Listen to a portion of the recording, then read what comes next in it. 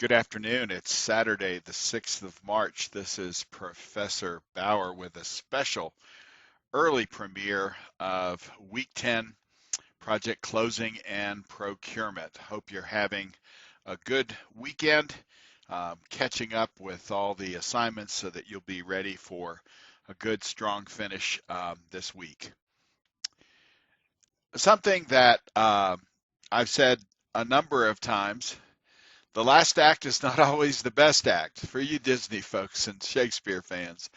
It's not always the best act, but it is always the last act. And so we're coming to that important part of the course where you demonstrate that you have mastered this material to some extent and that you put that together in a way that can be provable to your existing employer who's paying for your education, perhaps, or for a future employer. I know that I have used the master's degree that I earned at the Wharton School to open a number of doors for me, and I hope the same thing will be true for you in your career, that this degree will open doors for you and give you all the success that you deserve. But let's finish strong. This is week 10.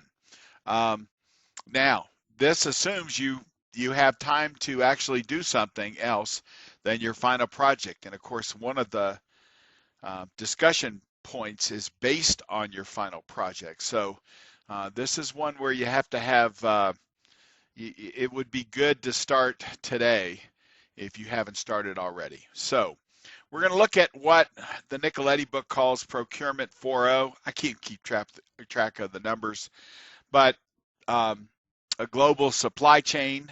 And by the way, Nicoletti's book was written before COVID, so some of this is going to be affected as we emerge from this in our supply management. But Procurement 4.0 is a more nimble, more global, and more technology-driven manner and means of procurement and management. In the project management process for the procurement, you're now in the fifth and final phase.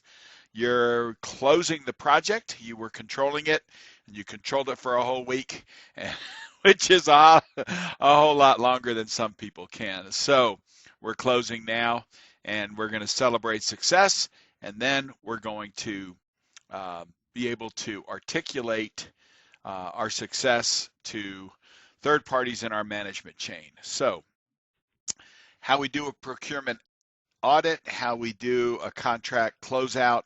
Usually folks are so exhausted by just getting the project in on time and under budget that there's usually, and everyone's off on another assignment the following week, there's no time for lessons learned, which is sad, especially for the organizations that keep repeating the same problems. But we'll read the Nicoletti section. It's not terribly much, but it will be very helpful in this area. So for this week, you've got reading and instructional materials. You've got two discussions, one of which depends on your submission for the portfolio assignment. The submission is in three parts, not two, not one that counts for three, not three, not 3 minus 1, or I couldn't finish it. There are three discrete submissions. So I'm going to be painfully clear and take a few more minutes just to walk through this so that you'll be in great shape. I'm even bringing in, I was a comedian last time, that didn't work very well, so I'm bringing in rock music just to be able to get the point home. I won't be singing. We have harassment things at DU to keep that from ever happening. So the discussion is you look at Agile Procurement, read what's called Procurement 4.0. It's kind of a process reengineering look. Your first post is due March 10th, which is Wednesday night. Make sure you get that down. And it's pretty good. Share at least one example in your procurement experience. What could have been re-engineered? tighter control, tighter linkage with your supplier, insight into their supply chain and dependencies, those sorts of things. And then, of course, interact with your classmates.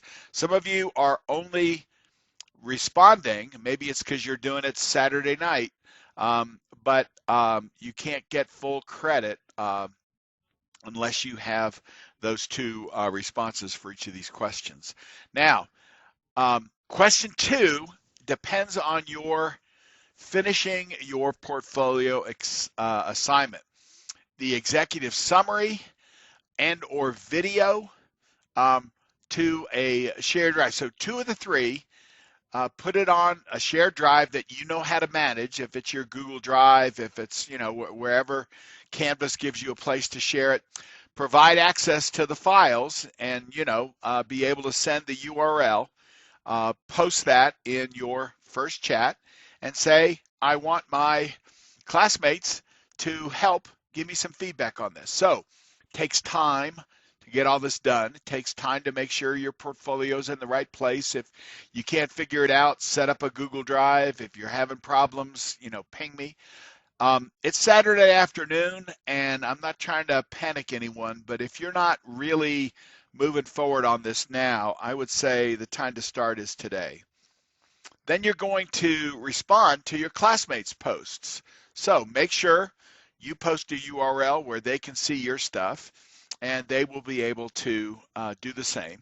Respond with your impressions, including the presentation strengths and something that could improve, okay? Now, be honest and be encouraging. Don't be brutal, but don't say this is the greatest thing I've ever seen since sliced bread, and the thing really stinks. You know what your management would want. Something that's tight, that's, no, typos and mistakes and, obvious errors that could have been fixed.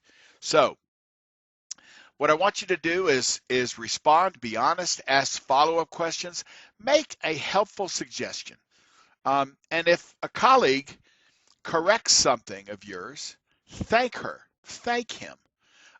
In life, you get very few people who will help you by identifying things that you really need to improve.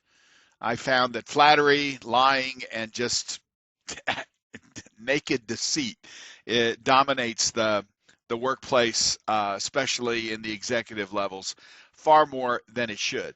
The real valuable, and some of those friends and colleagues may well be in this class with you, and you'll know them and be friends with them for life. So start that. If somebody says, hey, I don't know, I think that's a little, it just looks a little clunky, or, the pink and green color scheme on your slides. Oh my goodness. Nothing wrong with pink, nothing wrong with green, but, and maybe we can tone it down. This is for the boardroom, not for, your fourth grader's birthday party. So think about that. So a true friend is the one who will tell you what you need to hear and maybe not what you want to hear, but do it in a classy way and do it in a way that doesn't call into question their right to exist on the planet or the universe or something like that. That's a lesson that I hope you learn from these experiences, just how valuable honest feedback is. You don't get that from many people, and you certainly don't get that from HR. So just keep that in mind, okay?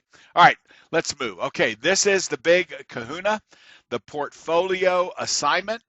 You create this free DU portfolio. There's information. And what this is, it's like your savings account. This is what you learned. These are the projects. This is what you can be turned loose on once you've graduated. So you can share this portfolio with potential employees or colleagues. You're going to get a project that reminds you of one of these things, and at least you have a template. So this gives you the ability to reflect and have context, and you get better and better work samples as you go through the program. So submit the final portfolio. It has 3 components. Part 5 is your project procurement plan. that is the long template that you've been working on, and you have been working on it. I talked about that earlier this week and the week before. If you don't have that now, then I don't know what else to do except say, wow, sorry. So if you don't have that one single template and you've got 4 or 5 different assignments that are floating around, I would start putting them together. I would put it together right now, be able to sleep on it and think about it, make sure that it's consistent. Then that's thing one. Thing two is an executive presentation using PowerPoint. And then thing three is a brief video overview of the project for an audience of your choosing. If this is end users, if this is investors, if this is your senior manager, whatever, make sure that you indicate that. You can put it on your title slide, management presentation or presentation to the CEO. If it's a smaller company, maybe it's the CEO and the board, whoever you want it to be, and do it that way. Make sure that you can share your document. That's that final a template that's completely filled out, the PowerPoint and the video, so your classmates can access it, and so Professor Bauer can grade it. If I cannot grade it, my blood pressure will rise. And you don't want my heart attack or my heart attach. I mean, my heart to become unattached. So keep that in mind.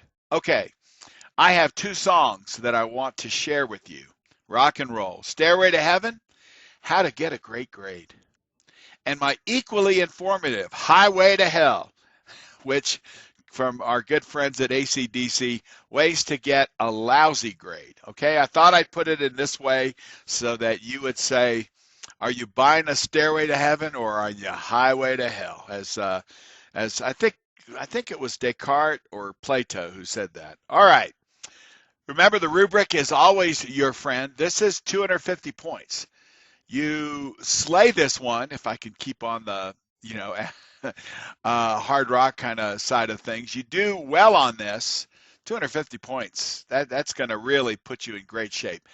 Do terrible, all the comments in the world on the other stuff are not going to save you.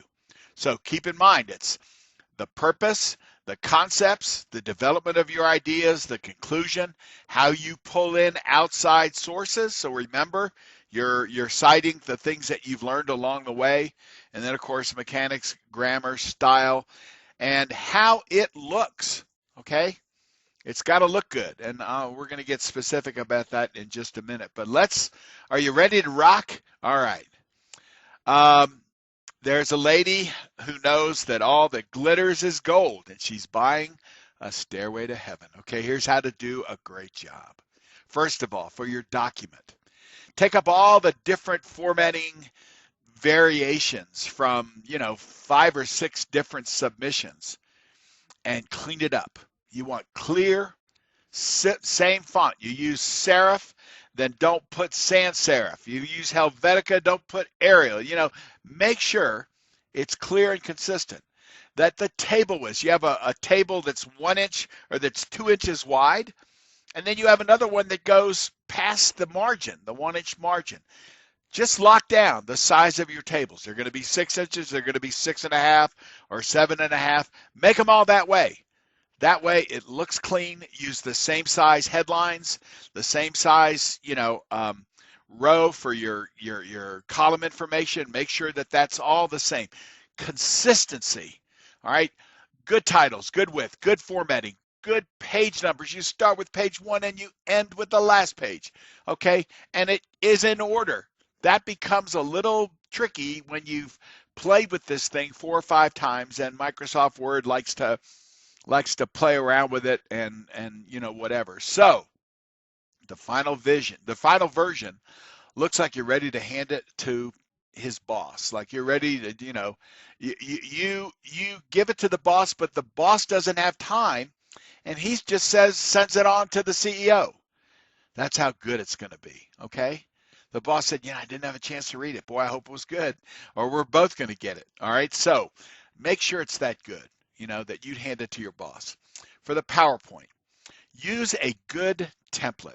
Okay, I've enclosed one that's from a place called uexec.com. It's kind of a freemium thing that you get 20 of the slide template, and if you pay $15 a month, you get, you could join it for a month and download all their templates, and it's not bad. It's project, product, whatever. I pull one down, but do not worry about a lot of jazz and special effects and flaming logos and you know you know sophomoric or superficial or juvenile clip art. Less is more. If you haven't sat and watched the late Steve Jobs do a PowerPoint, it's really amazing how little he presents in his deck. One word, one sentence, one picture. It's the story. It's the story. And whatever you do, don't just copy the graphs from your template and make it look like you spent more time than you really did. Okay?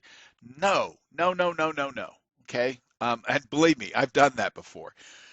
You got to pull the lens back on your focus. Talk about why your project is important, what it's going to do, why it's going to help, why it's going to help Boeing, why it's going to help Disney, why it's going to help SeaWorld, why it's going to distinguish us from the competition, and what it's going to do and why we're in good shape with respect to the procurement planning. The management wants to know, hey, we're betting a lot of money on this new technology, this new crowd management platform, this new software, we want to make sure that we're going to do it right. We're going to get it in, and what people do when they're nervous is they multiply the slides. Remember, do not give me lots and lots of slides. Okay, keep that in mind. Reduce the word count on your slides too. Most people write too much. No more than 5 bullets, no more than, 6 to 8 words.